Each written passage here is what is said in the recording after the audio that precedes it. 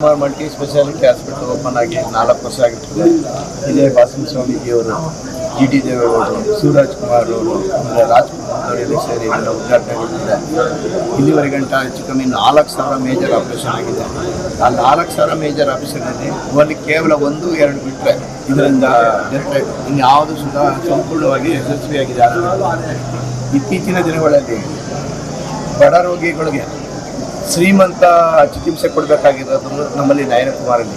ನೀವು ಈ ಮೈಸೂರಲ್ಲಿ ಯಾವುದೇ ಪ್ರಸಿದ್ಧಿಯಾದಂಥ ಹಾಸ್ಪಿಟ್ಲಿಗೆ ಹೋಗಿ ನಮ್ಮಲ್ಲಿರುವಂಥ ಇದು ಸ್ಪೆಷಾಲಿಟಿ ಬೇರೆಲ್ಲೂ ಕಾಣೋದಿಲ್ಲ. ಯಾಕೆಂದರೆ ಬಡ ರೋಗಿಗಳಿಗೆ ಉನ್ನತ ಮಟ್ಟದ ಚಿಕಿತ್ಸೆ ಕೊಡಬೇಕು ಅನ್ನೋ ಉದ್ದೇಶದಿಂದ ನಯನಕುಮಾರ್ ಓಪನ್ ಮಾಡಿದ್ದೀವಿ ಹೊರತು ಯಾವುದೇ ಹಣಕಾಸಿನ ಬಿಸ್ನೆಸ್ಗೋಸ್ಕರ ಆಗಲಿ ಯಾವುದಕ್ಕೆ ಆಗಲಿ ನಾವು ಇದನ್ನು ಉಪಯೋಗಿಸ್ಕೊತಿಲ್ಲ. ಇನ್ನು ಮುಂದಿನ ದಿನಗಳಲ್ಲಿ ಸಾರ್ವಜನಿಕರು ಈ ಸಣ್ಣ ಪುಟ್ಟ ಕಿಡಿಗಳು ಮಾಡುವಂಥ ಕೆಲಸಗಳನ್ನು ಮರೆತು ಈ ನಯನಕುಮಾರ್ ಮಲ್ಟಿ ಸ್ಪೆಷಾಲಿಟಿ ಹಾಸ್ಪಿಟ್ಲಲ್ಲಿ ಎಲ್ಲ ಮೂಲಭೂತ ಸೌಕರ್ಯ ಇದೆ. ಆಮೇಲೆ ಎಲ್ಲ ಗೌರ್ಮೆಂಟ್ ಸ್ಕೀಮ್ಗಳು ಅಪ್ರೂವಲ್ ಇದೆ. ಆಮೇಲೆ ಆಲ್ರೆಡಿ ಈಗ NABH, CGHS, ABRK, ABY, railway, BSNL ಎಲ್ಲ ಥರದ್ದು ಕಾರ್ಡ್ಗಳಿಗೂ ನಮ್ಮಲ್ಲಿ ಕ್ಯಾಶ್ಲೆಸ್ ರೀತಿ ಟ್ರೀಟ್ಮೆಂಟ್ ಇದೆ. ಅದ್ರ ಜೊತೆಗೆ ಇನ್ಶೂರೆನ್ಸು ಸುಧಾ ಎಲ್ಲ ಡಿಪಾರ್ಟ್ಮೆಂಟ್ ಎಲ್ಲ ಕಂಪ್ನಿಗಳು ಇನ್ಶೂರೆನ್ಸಲ್ಲೂ ನಮ್ಮಲ್ಲಿ ಅವೈಲೇಬಲ್ಲು.